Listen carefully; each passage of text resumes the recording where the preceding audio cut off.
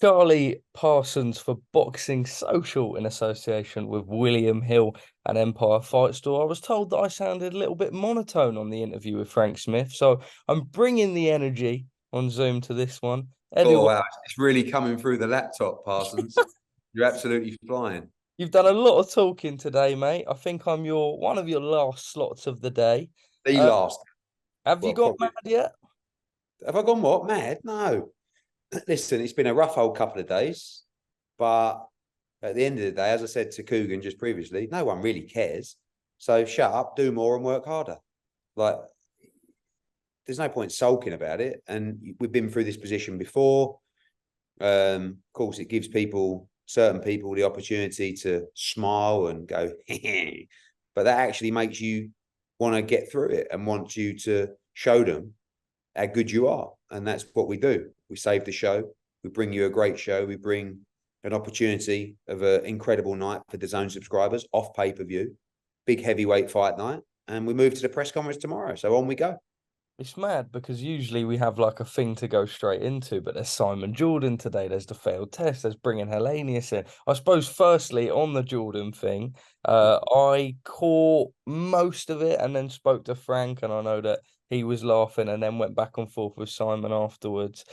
Just your reaction to, I think your name was first this time as well on the posters. Yeah, look, I mean, I've no problem going to do these things. Like, I never duck an interview, but what we can't have is someone portraying hearsay as facts, pure facts, especially a guy who is not even in the industry or actually wasn't there in certain situations. So today was a demolition because he was caught out with the facts that actually weren't facts.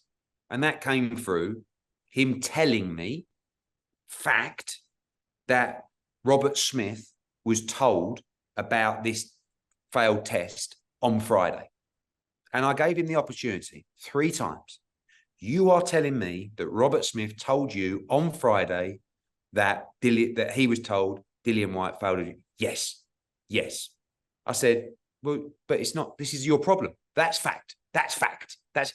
It's not. If he said that, he's a liar, because we found out on Saturday early morning, and Frank Smith had a conversation with Robert Smith on Saturday mid-morning. No. I said, get him on the phone. Get him on the fucking phone now. All right. So all the producers are like, what? I said, get him on. Anyway, they get on the phone to Robert Smith. Robert Smith, unbelievably, confirms that he didn't speak to Frank Smith on Friday. He spoke to Frank Smith on Saturday. As I said, off air, Simon apologized and said he actually got his timings wrong with when he spoke to Robert Smith. And I'm like, but unless I pull you up on that, people just think it's fact. But let's raise a bigger point here. What, and again, sorry, Auntie Dawn, what the fuck is the General Secretary of the British Boxing Board of Control, Robert Smith, doing? Speaking to a disc jockey about Dillian Whyte and his test. I mean, do we see an agenda here? The whole thing today was, there's no agenda. No, there's no agenda. Just Simon Jordan's phoning up the secretary of the British Boxing Board of Control to try and be able to stitch me up in an interview on Tuesday. No agenda at all. What, the world's gone mad. I said to Robert, why are you speaking to this guy? And he said, I'm not even speaking to this guy. But do we understand what is happening here? Like, it's so plain to see. And that was a big argument about an agenda against AJ, an agenda against Matchroom. All I said was, you don't bring that energy to anyone else, right? I know he's texting Warren, he's probably texting Ben Shalom during the interview, say this. This is what you're up against. But guess what? When you're number one, when you're the best in the business, when you're the fucking daddy, the top G of the boxing promotional business, everyone wants to try and bring you down. Well, tough shit. It ain't happening. But that's what you're up against. So today was real nice just to lay down facts and show everybody that generally what Simon says isn't always factual. Bright guy, skims across subjects, much more intelligent than me in areas, not on boxing. And I don't see why I should keep going in there, and we should keep going back and talking about Conor Benn and what happened during that process. I don't know how many times I've got to hold my hands up and say, we made mistakes during that process. We learned from them. And that was one of the reasons we were able to move so quickly this time around. But let's talk about, if you want to talk about this situation, no problem. If you want to talk about the AJ fight, no problem. Yeah, but you lied and you should be brought before the boys. Mate, you don't talk like that. You're going red. You're sweating. You're spitting everywhere. You don't do that to other people. So how's it the same energy for everybody else? It's bullshit. But listen, if it makes people smile and it does good numbers for them, I'm all in. Just for some clarity on the board front, I know you've said to Robert Smith, sort of regarding like why are you speaking to this guy, etc. Do you know, away from that, are there communication between the board and Simon Jordan, and sort of why is that a thing? And how do you move? The shitty business that we work in, understand this, and it's not Robert Smith's fault. Like, Robert Smith isn't out phoning these people, right?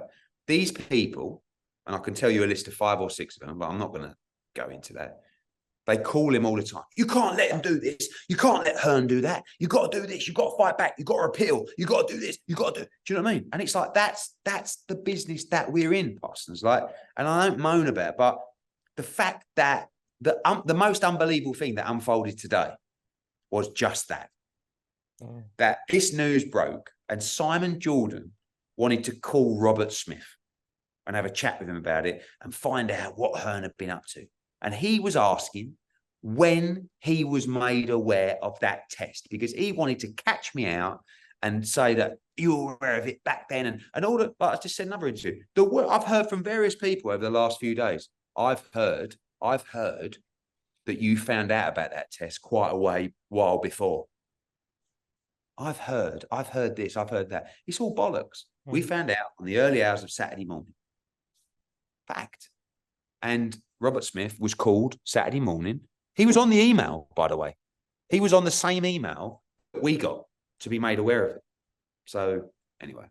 Let's just pick up on that then, because David Haye made some comments, and I know that they've sort of been squashed, but I haven't been able to address them with you firsthand, that he got a call off Derek Chisora a week ago saying this would happen. Just your reaction to that? Yeah, I think he said that he had a feeling Dillian Whyte would fail a drugs test. I mean, Derek says some very bizarre things. Obviously, this time it came true. But, the test results came. There was no phone call. There was no previous information. There was no heads up. It came via an email and followed with a call from Margaret Goodman from VADA. And that's when we were made aware of the situation. Lastly, on that Talksport appearance today, then, Frank Warren said that you'd blocked him from going on. To be fair, Simon Jordan's defence, he said, I wouldn't let Eddie Hearn on in your slot. Why would I let you on in his slot? But Simon Jordan, listen, we don't agree on a lot of things. Simon Jordan says, no, he's not coming on here. We're talking about Conor Benn. We're talking about this kind of stuff. And I said, no, he can come on at 12. I'm going in 10 minutes. Let him come on and do his thing. Like, not being funny, but I'm not letting Frank piggyback off the back of my massive profile and ability to draw a huge audience so he can have a few words as well. I mean, he's like a competition winner. It's like he's phoning in. And firstly, what is Frank Warren doing listening live to the interview? Because the situation in Queensbury, they're all listening, be Dev and that. What do you say? What? And they're probably texting Simon through the whole interview. Say this, do this. And then Frank's gone, get me on. It's like phoning up a radio station to get on during an Eddie Hearn interview to have. I was like, but this is the mad world that we live in. And but no, it was good fun. And listen, I know that we don't see eye to eye on everything, but honestly, I don't mind Simon Jordan. I just don't like the way that he's able to portray certain things that he states as pure facts that just aren't. So that's it. Edward, let's talk about the last couple of days and everything that happened with Dillian Whyte. I think I messaged Frank one evening, he was still in Ibiza, and it's sort of the mentality that I get off you speaking to you now. it's all good fun. And now, obviously, not literally, but you guys are workhorses. You've had this happen before. It's just another spanner in the works. Robert Helenius is the announced opponent for Saturday night. Do you want to just talk about the last couple of days and sort of what you're doing when you know officially the fight's off, how you move for an opponent? We know that potentially. So I was on East Coast time away, and I was made aware of whatever it was, 8 p.m. or something like that, about to go for a bite to eat. East Coast time, I think 12:30, 12:45, whatever it was, Saturday morning, UK. And I hadn't seen the email, but I had a voice WhatsApp from Sean Palmer, our head counsel, who said, need to speak urgently or something like that. Anyway, speak to Sean. Dillian Whyte's failed a drugs test. I'm like, what? And obviously, have you seen the email? Blah, blah. I went to the email, the results are there, etc. And it was like, to be honest with you, after a while, like after everything that's happened with the Conor Benn situation, you end up becoming emotionally numb in those situations. Like you've been through it before and nothing can really hurt you or break you. You just have to find a way to go, fucking cheers. Thank you very much. Are you really doing this to me again? Yes, you are. Okay. Fuck you. Let's go to work. And that's what happens. The first thing you have to do in that situation is obviously speak to everybody involved. But the most important thing was to speak to Anthony Joshua and just say, where's your head at? Now, I didn't want to tell him at 1 o'clock in the morning because I didn't want to affect his sleep. But when I woke up, I just had a message from AJ because obviously I was 5 hours behind because he found out, I'd been told. And he said, I'm really disappointed for Matchroom. I know you put a lot of work into this show and blah, blah. And I'm thinking, don't worry about us. What, mate, you've put 12 weeks in. Yeah, you've been training harder than you've ever trained in your life. You've made unbelievable sacrifices. What do you want to do? And his response was, I want to fight. Get me in a fight. And I'm not just saying it, but he's looked unbelievable in this camp. Physically, mentally. Like we are so buzzing for his performance, or, was against Dillian and still against Helenius. So he just wanted to fight. He wasn't prepared to go through 12 weeks, to not deliver a fight in London, to stop camp, start again in a month, do another 12 weeks, fight in November, lose the Wilder fight in January. We had to fight. And then it was a case of going through who was real, because 99% of them weren't real, but who we could move swiftly with to do a deal. And, as I said in a previous interview, people don't know, but actually before Dillian Whyte accepted this fight, which we really didn't think he would, we'd agreed terms with Robert Helenius and we'd agreed terms with Jai Opetaia for the fight. And of course, they were the first two that we went to when this news broke. You were going to take Jai Opetaia on a week's notice? Yeah.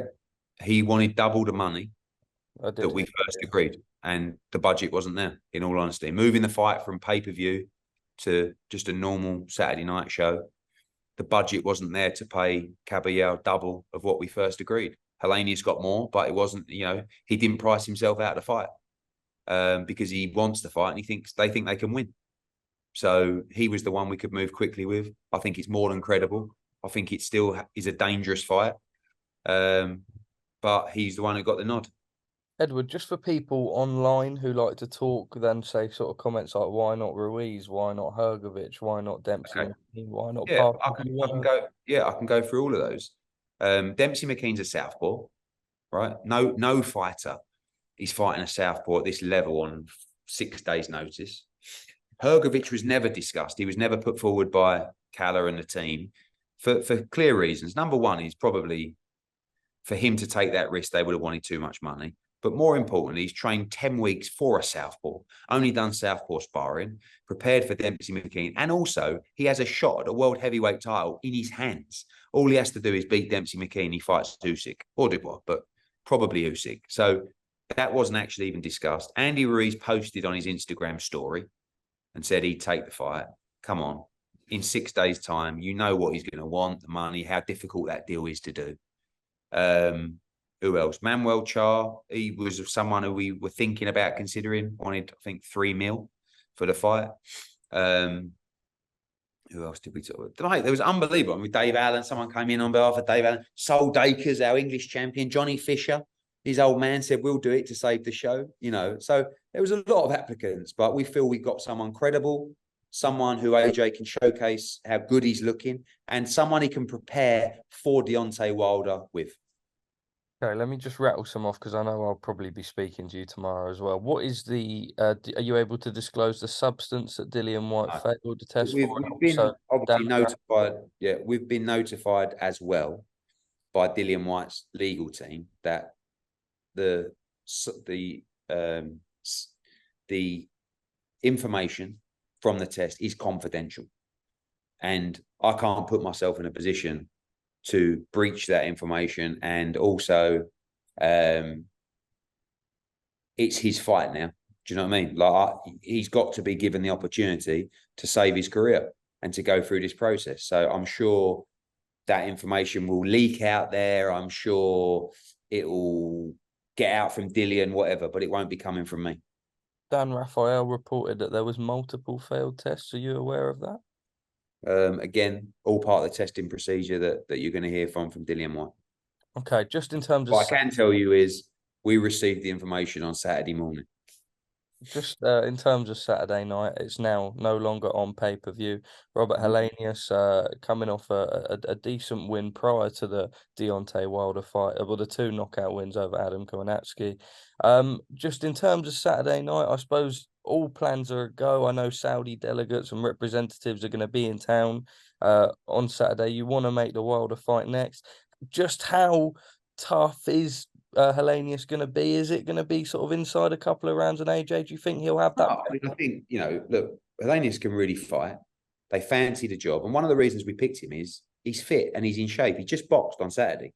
He's done his camp. He's like, we didn't want to bring someone in, starts going, oh, I haven't had a training camp. I haven't done this. I haven't done that. Helenius did. He's ready to fight. He's just full. I think he's tricky. He can punch a little bit as well. He's 6'9". AJ's got to take his time, but, you know, obviously there's a lot of people coming on Saturday night. I mean, and a lot of people with eyes on AJ to see if we can get the job done and move forward into a mega fight. How quickly do you expect to get the Wilder fight signed? I can't speak on behalf of Deontay Wilder. We're ready to sign a fight now. Okay. I spoke to someone within the ticketing industry, sort of involved in this event. They said that they've not had as many refunds as perhaps sort of when the news first came out they expected. Is that, you reiterate that on your side? Yeah, I mean, I think that my conversations with our ticketing department was that we had a few hundred a couple of hours ago. I'm sure there'll be some more, but I think in general, people think, you know, it's a solid fight, but also the undercard as well. It's a great night, heavyweight boxing. Dempsey McKean against Hrgovic is a great fight. Chisora Washington's a great fight as well. Johnny Fisher for his first title. Obviously, a lot of these people wanted more tickets. Johnny Fisher got 400 tickets to sell. He probably could have done 2,000 or 3,000. So he's now coming on saying, look, any refunds you get, please let me sell. So I think we're going to be full on there on Saturday, and I think it'll be a great night. Eduardo, lastly from me, how can I not ask you? Richard Riakporhe and Boxxer have pulled out of the purse bids. Just your reaction. I know we saw the situation. I just went on a massive rant on it on Coogan's Zoom that I just did. I can't believe it. I can't believe, like, if you want to give me criticism, at least be fair and give people the same energy. It's what I'm saying. You know, if I did that, if I took an opportunity away from a fighter, and the most frustrating thing is representing Jai Opetaia like we do, Masternak pulled out of the purse bids, I believe, because of Riakporhe, right? So Jai went through that whole period of negotiations to get told that he couldn't fight Masternak. So after that, we went to the IBF and said, can you let us just have a really quick defense? But Boxxer complained and basically objected to Opetaia to be allowed a quick defense because Riakporhe was the mandatory. He shouldn't be allowed any exceptions. We've got to go to purse bid, right? So fair enough, like, it is what it is. We've gone through that whole negotiation and there were offers from both sides. Didn't really get anywhere with any of them. But then you go to a purse bid today and Richard Riakporhe has an opportunity to fight the best cruiserweight in the world for the IBF and the Ring Magazine Championship for life-changing money, because we were going to bid serious money today. and he's told to pull out of the purse bids because we've got other ideas. And then he's told to issue a statement. When a fighter is going to start getting represented properly, I'm not even talking about their promotion. I'm talking about advice, legal advice, guidance, that you don't get talked into turning down the opportunity of a lifetime. You win that fight against Jai Opetaia. You're the best cruiserweight in the world. You unify against Chris Billam-Smith. You fight Gunamorin. You fight Badou Jack in Saudi. But you're being talked out of it. Look at Fraser Clark. That's had a terrible effect on Fraser Clark, what happened, for his career and mentally as well. Fraser Clark should have been in that fight for hundreds of thousands of pounds against Fabio Wardley. And if he would have won, he would have made, could be making 7 figures before time. Next, he's got a fight at York Hall against Marius Wack instead. Now, what's Richard Riakporhe being spun? Oh, we'll put you in with Masternak, then you'll fight the winner of a Coley against Fink. Why? You've got Jai Opetaia, but what I'm most pissed off about is you wasted Jai Opetaia's 5 weeks of his career by basically not having the money to rock up to the purse bid, or be too worried about losing the purse bid. And when they make you issue a statement saying, yeah, we've just run out of patience, mate, the purse bid's in 3 hours. There's no patience required. Wait and see what everyone was going to bid. Your promoters have an obligation to bid a certain amount. We're trying to break the bank to get that fight. I just can't believe you can get talked out of it like that. But anyway, why not do my you business. believe they've done it? Because they haven't got the money to be competitive in the bid, or they don't want to lose the bid. And they don't want the thought of Richard Riakporhe not fighting on Sky. Oh, it's terrible. Fuck that. These fighters should be saying, fucking put your money up then. You better win the bid then. Because I ain't pulling out of this fight. I want that Ring Magazine belt. I want Jai Opetaia. Get me that fight in London. Fraser Clark, I can beat Fabio Wardley. Give me that fight now. I want the Lonsdale belt. I want an absolute fortune. And then after that, I want to fight Adelaide, and I want to fight AJ or Joyce or whatever it's going to be. And I'm going to start making millions on pay-per-view. They're the kind of fights you've got to win to create a legacy in this sport. Don't let people talk you out of it. See you tomorrow. Edward, final message to the people. Saturday night, are you ready to leave me? Joshua-Helenius, DAZN, not pay-per-view. Speak to him. AJ in a big fight and a massive heavyweight card, non-pay-per-view, part of your subscription. We're going to have a great night. AJ has worked his nuts off in this camp. He's looking sensational, ready to make a statement to the world. Don't miss it, Saturday night. But first, we'll see you for the press conference tomorrow. Edward, see you tomorrow.